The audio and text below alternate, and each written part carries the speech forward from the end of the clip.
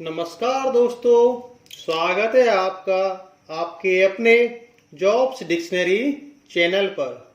आज हम आपको क्लास 10th की कुछ महत्वपूर्ण प्रश्न कराने जा रहे हैं जो परीक्षा के दृष्टि से बहुत महत्वपूर्ण हैं। आज हम आपको हाई स्कूल परीक्षा 2021-22 का गणित प्रतिदर्श प्रश्न पत्र कराने जा रहे हैं। परीक्षा की दृष्टि से अति महत्वपूर्ण है। यही प्रश्न पत्र या ऐसे ही प्रश्न आपको आपकी परीक्षा में देखने को मिलेंगे जिन्हें आप आसानी से हल कर सकते हो। चलिए बात करते हैं अब कुछ इस प्रश्न पत्र के बारे में।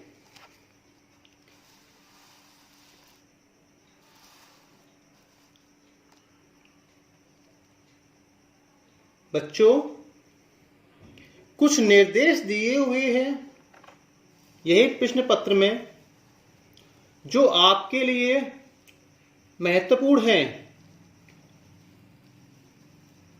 इन्हें आप आराम से पढ़िए। उसी के उपरांत आप प्रश्नों को हल कीजिए जिससे आप परीक्षा में अच्छा और बेहतरीन प्रदर्शन कर सको। चलिए अब चलते हैं प्रश्नों की तरफ। चलिए अब शुरू करते हैं। दोस्तों, अब हम आपको क्लास 10th बोर्ड का पेपर हल कराने जा रहे हैं। कृपया इस वीडियो को ध्यान से देखिए बिना स्किप किए हुए। अगर आपने ये वीडियो स्किप की तो आपको कुछ समस्याएं आ सकती हैं और इस वीडियो को बार बार देखिए। चलिए पहला प्रश्न हम करते हैं। सेक्शन ए का निम्नलिखित में से कौन सा यह अभाज्य संख्याओं का युग्म है? ऑप्शन दे रखे हैं 14, 35, 18, 25, 31, 93, 32, 62। हमसे पूछा गया है सह अभाज्य संख्याओं का युग्म। तो देखिए दोस्तों, इसका जो आंसर है वो 18 और 25 है। ये नंबर एक ऐसा है जिसमें आपका जो सह अभाज्य संख्याओं का युग्म है जिसका कॉमन फैक्टर आपका 1 होता है। अब चलते हैं दूसरे प्रश्न की तरफ। द्विघात समीकरण 3x² माइनस 4x = 0 के मूलों का गुणनफल है। ऑप्शन दिया है 0, 4/3 माइनस 4/3, 3/4। हमसे पूछा क्या गया है? मूलों का गुणनफल। हम जानते हैं कि द्विघात समीकरण x² plus bx plus c = 0। जब द्विघात समीकरण से इस समीकरण को कंपेयर करेंगे, तुलना करेंगे, तो a हमारा क्या आएगा 3, b हमारा माइनस का 4 और c, यहाँ c है नहीं तो c हमारा क्या आएगा 0। आप जानते हो कि मूलों का गुणनफल अल्फा इंटू बीटा c/a होता है। c हमारा क्या है 0, a क्या है 3। 0 में 3 से डिवाइड देंगे, आपका आंसर क्या आएगा 0। तो द्विघात समीकरण का आंसर क्या हुआ 0। क्वेश्चन नंबर फर्स्ट का गा। समरूप त्रिभुजों की विशेषता होती है। पहला ऑप्शन है उनकी संगत भुजाएं समानुपातिक हों, उनके संगत कोण बराबर हों, उपयुक्त में से दोनों या इनमें से कोई नहीं। हमें दे रखा है समरूप त्रिभुज, सिमिलर ट्रायंगल। दोस्तों, समरूप त्रिभुज में उनकी संगत भुजाएं समानुपातिक होती हैं, ये भी सही बात है। संगत कोण बराबर होते हैं, तो समरूप त्रिभुजों के संगत कोण बराबर होते हैं, सही बात है। तो इसका जो आंसर होगा वो थर्ड होगा, उपयुक्त में से दोनों। अब चलते हैं क्वेश्चन नंबर फर्स्ट का घ। cos 60 degree cos 30 degree minus sine 60 degree sine 30 degree का मान है। ऑप्शन में दे रखे हैं 0, √3/2, 1/2, 1। हम इसे सॉल्व करते हैं। cos 60 का वैल्यू 1/2, cos 30 की √3/2, साइन 60 की √3/2, साइन 30 की 1/2। √3 का मल्टीप्लाई 1 से √3, 2 2 जा 4 माइनस 3 1 जा 3, 2 2 जा 4। ये प्लस की है, ये माइनस है, तो इस टर्म से आपका टर्म ये कट गया, तो आंसर क्या आएगा आपका 0। तो जो घ का आंसर आएगा हमारा 0। अब चलते हैं नेक्स्ट प्रश्न की तरफ। निम्नलिखित में कौन सी केंद्रीय प्रवृत्ति की माप नहीं है? हमसे पूछा गया है कि केंद्रीय प्रवृत्ति की माप नहीं है। ध्यान रखना, नहीं पूछा है। बच्चे अक्सर यही कंफ्यूज हो जाते हैं कि हमसे केंद्रीय प्रवृत्ति की मापें पूछी हैं, बिना पढ़े वो आंसर लगा देते हैं, जिससे उनका उत्तर गलत हो जाता है। तो क्या पूछा है हमसे? केंद्रीय प्रवृत्ति की माप नहीं है, नहीं को फोकस करना है। तो देखिए, केंद्रीय प्रवृत्ति की माप बहुलक है, सही है। माध्य है, सही है। बहुलक होता है, माध्य का होती है। क्या नहीं होता? मानक विचलन। ये केंद्रीय प्रवृत्ति की मापक नहीं है, ये केंद्रीय प्रवृत्ति की माप नहीं है। हमसे पूछा क्या गया है, ये कौन सा केंद्रीय प्रवृत्ति की माप नहीं है? तो इसका आंसर होगा मानक विचलन। हमारा आंसर 4 सही हुआ। अब करते हैं हम क्वेश्चन नंबर 4, पहले का फर्स्ट का 4। देखिए दोस्तों, दो बिंदुओं के निर्देशांक -8, 0 तथा 0, -8 है। इन बिंदुओं से बने रेखाखंड के मध्य बिंदु के निर्देशांक होंगे। देखिए, हमने माना ये हमारी कोई रेखा है, इसे ए मानते हैं, इसे बी मानते हैं। तो ए के निर्देशांक आपको ये माना हमने ए और बी। तो ए के निर्देशांक -8, 0, बी के निर्देशांक 0, -8 आपके हैं। पूछा क्या गया है? मध्य बिंदु। तो मध्य बिंदु का रेशियो क्या होता है? 1:1। तो हमेशा ऐसी कंडीशन में मध्य बिंदु का सूत्र आपका होता है x1 + x2/2, y1 + y2/2। x1 कितना है आपका? -8, x2 कितना है आपका? 0, y1 कितना है आपका? 0, y2 कितना है? -8। 8 + 0/2। जब ये सॉल्व किया हमने तो -4, 8 - 0/2, 2 में 8 का डिवाइड देंगे तो -4। हमसे पूछा गया है कि मध्य बिंदु के निर्देशांक क्या होंगे? तो -4, 4 इसके आंसर होंगे। तो इसका ऑप्शन कौन सा हुआ? आगे चलते हैं। तो इसके आपके ऑप्शन होगा थर्ड वाला, -4, -4। आशा करता हूं आपको समझ में आया होगा। आप इस वीडियो को एक बार पुनः देखें। अब चलते हैं हम प्रश्न दूसरे की तरफ। प्रश्न दूसरा है, सभी खंड कीजिए। पहला क्वेश्चन आपको दे रखा है। यह प्रश्न आपके लिए बहुत महत्वपूर्ण है। द्विघात समीकरण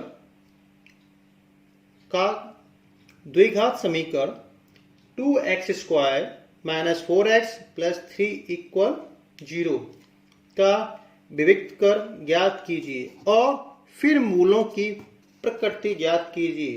तो विविक्त कर को हम क्या बोलते हैं? Discriminant D. क्या बोलते हैं? Discriminant D. चलिए अब हम इस क्वेश्चन को सॉल्व करते हैं और आप भी साथ साथ इस वीडियो को देखते हुए प्रश्न को सॉल्व कीजिए। चलिए बेटा, आशा करता हूं आपको ये अच्छी समझ में आएगा। हम जानते हैं कि द्विघात समीकरण हमें ये दे रखा है 2x² minus 4x plus 3 equal to 0। हमारे पास क्या है? द्विघात समीकरण ax² plus bx plus c बराबर 0। अब इन दोनों को तुलना करेंगे तो एक का वैल्यू मान क्या हुआ? 2, b का मान -4, c का मान 3। पूछा क्या गया? विभक्त कर, जिसे हम डिस्क्रिमिनेंट डी कहते हैं। उसका सूत्र है b² माइनस 4ac। b का मान -4 का स्क्वायर माइनस 4, a आपका 2 है, c आपका 3 है। -4 का स्क्वायर 16 हुआ, 4 2 जा 8, 8 3 जा 24, तो 24 माइनस 16 माइनस का 8। तो आपका डिस्क्रिमिनेंट जो विविक्त कर है वो माइनस का 8 निकल के आ गया। हमारे पास विविक्त कर में 3 कंडीशन होती है। पहला कि जो विविक्त कर है उसका मान 0 से बड़ा होगा। दूसरी कंडीशन है विविक्त कर डिस्क्रिमिनेंट का मान 0 के बराबर होगा। तीसरी कंडीशन है विविक्त कर d का मान 0 से छोटा होगा। अब हमारी जो विविक्त कर d -8 निकल के आया है वो थर्ड कंडीशन को फॉलो करता है। तो उसके अनुसार देखिए d बराबर b² माइनस 4ac हमारा -8 निकल के आया। तो d अगर 0 से छोटा है, 0 से छोटा है तो इसके कोई वास्तविक मूल नहीं होंगे थर्ड कंडीशन के अकॉर्डिंग। तो दिए गए समीकरण के कोई मूल वास्तविक नहीं है। हमेशा ध्यान रखना, अगर d का मान नेगेटिव नकारात्मक आता है तो उसके वास्तविक मूल नहीं होते हैं। अब चलते हैं हम प्रश्न संख्या दूसरे का खा। हमें दे रखा है कि यदि 5 cot a बराबर 8 है तो sin a और sec a का मान ज्ञात कीजिए। चलिए अब हम इसे ज्ञात करते हैं। कैसे हम सॉल्व करेंगे? क्वेश्चन आप एक बार समझ लीजिए या आप नोट कर लीजिए, क्योंकि मैं अब आपको सॉल्यूशन कराऊंगा। 15 cot a बराबर 8 हो तो sin a और sec a का मान ज्ञात कीजिए। चलिए देखिए, ये आपका रहा प्रश्न सेकंड। दूसरे का खा। हमें दे रखा है 15 cot a बराबर 8। हमें cot a निकालना है तो 15 का डिवाइड दिया 8 में, तो 8/15। हमने ये राइट एंगल ट्रायंगल समकोण त्रिभुज बनाया है। हम जानते हैं cot a आपका क्या होता है? b/p, base upon perpendicular. तो बेस क्या है आपका? 8, p परपेंडिकुलर क्या है आपका? 15। हम बेस को आधा और परपेंडिकुलर को लंब भी बोलते हैं। तो पाइथागोरस प्रमेय के अनुसार हम इसकी हाइपोटेनियस, जिसे हम कर्ण कहते हैं, हम ज्ञात करेंगे। फिर साइन और सेक का मान निकाल लेंगे। तो हमारे पास है हाइपोटेनियस स्क्वायर बराबर base square plus perpendicular square. H हमें फाइंड करना है। बेस कितना है आपका? 8, 8 का स्क्वायर 64, पी परपेंडिकुलर लंबवत है 15, 15 का स्क्वायर 225 प्लस किया 289, तो हाइपोटेनस हमारा क्या आया रूट में 289, 289 17 का स्क्वायर होता है। जो h है क्या हुआ 17, मतलब जो कर्ण है वो आपको 17 निकल के आ गया। अब हमें क्या निकालना है sine A, sine A P upon H. देखिए हम कराते हैं P B P upon H H B, formula होता है ये, यह ट्रिक समझो, इसे ट्रिक है sine cos tan cot sec cosec, पंडित बद्री सा बटे हर हर भोले, या इसे हम एक दूसरा भी उपनाम दे सकते हैं, पाकिस्तान भूखा प्यासा, हिंदुस्तान हरा भरा।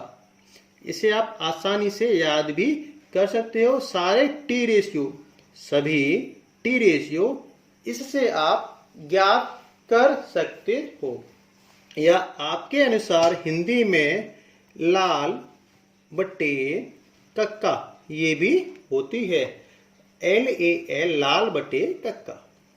साइन क्या है L अपॉन के, L लम के कर्ण, या P upon H, P perpendicular H hypotenuse.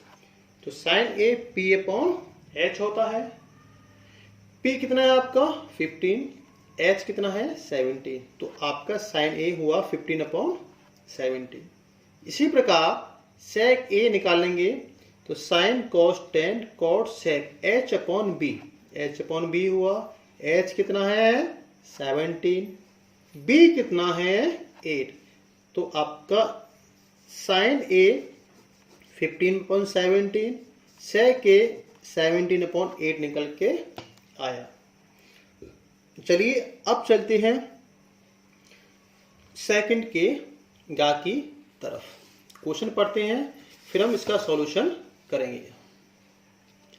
देखिए दोस्तों, ये आपको प्रश्न दे रखा है, ध्यान से पढ़िए जिससे आप भी एग्जाम में आसानी से कर सके।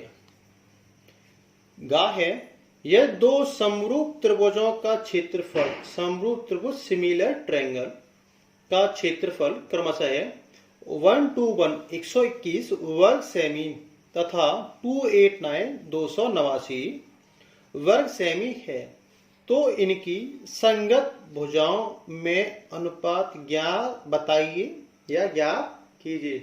बहुत ही सिंपल सवाल है, इसे आप आसानी से चुटकियों में कर सकते हैं। बस आपको समरूप त्रिभुजों का क्षेत्रफल आना चाहिए। बहुत इजी है, समझाते हैं अभी आपको किस तरह करना है। आप जानते हो अच्छे से और आपने पढ़ा भी होगा कि हमें देखिए कि एरिया 1 और एरिया 2 मतलब त्रिभुज एक का क्षेत्रफल त्रिभुज दूसरे का क्षेत्रफल क्या होता है, उसकी भुजा के अनुपात के बराबर ये होता है, आपने पढ़ा भी होगा। प्रमेय के अनुसार हमें दे रखा है पहले फर्स्ट त्रिभुज का एरिया 121 सेंटीमीटर स्क्वायर, दूसरे त्रिभुज का एरिया दे रखा है हमें 289 289 सेंटीमीटर स्क्वायर। हम जानते हैं कि यदि दो त्रिभुज समरूप हैं, कैसे हैं, सिमिलर ट्रायंगल है या समरूप त्रिभुज है, तो area triangle of 1 area of triangle 2, दो त्रिभुजों का क्षेत्रफल ट्रायंगल 1 और ट्रायंगल 2 दोनों का एरिया भुजा के अनुपात के बराबर, तो भुजा 1 अपॉन भुजा 2 का स्क्वायर। हमें दे रखा है एरिया फर्स्ट है 121, सेकंड है 289, भुजा 1 अपॉन भुजा 2, इसे हम साइड अपॉन साइड 2 या a अपॉन बी भी लिख सकते हैं। आप चाहो तो इसे ए स्क्वायर अपॉन बी स्क्वायर भी लिख सकते हो, या ए अपॉन बी का स्क्वायर। बात वही निकल के आएगी। हमें निकालना है क्या है, ए अपॉन बी। ए और बी जो साइड है वो हमें निकालनी है। वर्गमूल लेने पर तो 121 अपॉन 289, तो 121 अपॉन 289, साइड 1 या साइड 2 बोलिए, भुजा 1 या भुजा 2। 121 11 का स्क्वायर है और 289 आपका 17 का होता है वर्गमूल। हमें निकालना है भुजा 1 भुजा 2। दोस्तों वर्गमूल में 121 बटे 289, 121 क्या निकलेगा 11, 289 289 का 17, तो भुजा और का रेशियो 11:17 है, या 11/17 हुआ। आपसे प्रश्न पूछा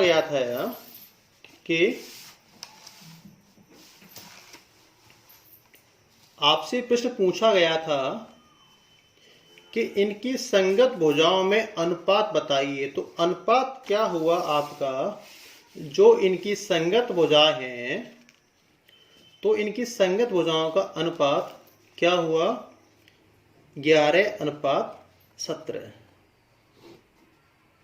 आशा करता हूं आपको अच्छे से समझ में आया होगा। अब चलते हैं हम सेकंड के घ प्रश्न पर। यदि किसी बटन का माध्य 16 और बहुलक 13 हो तो बंटन की माध्यिका ज्ञात कीजिए।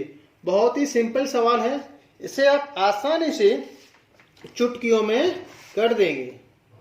देखिए क्वेश्चन इसे सॉल्व करते हैं। हमें दे रखा है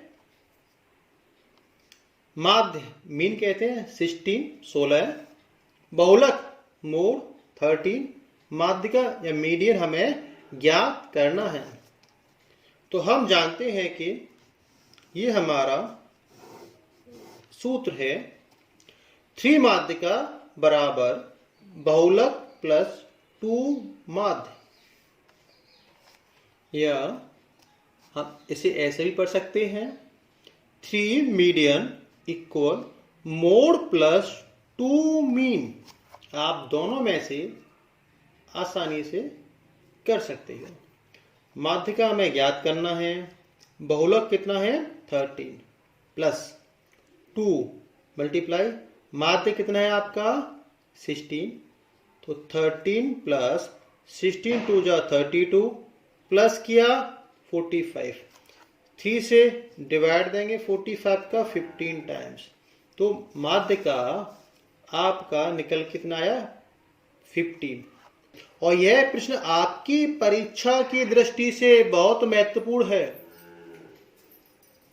दोस्तों अब आगे के प्रश्न हम सभी खंड कीजिए में जो आगे के प्रश्न हैं आपके खंड क्वेश्चन नंबर 3, 4, 5 नेक्स्ट वीडियो में हम आपको कराएंगे। आशा करता हूं ये वीडियो आपको अच्छा समझ में आया होगा। इस वीडियो को कम से कम 2 बार आप अवश्य देखें। इस वीडियो को लाइक करें, सब्सक्राइब करें और शेयर करें। Thank you. आपका दिन शुभ हो।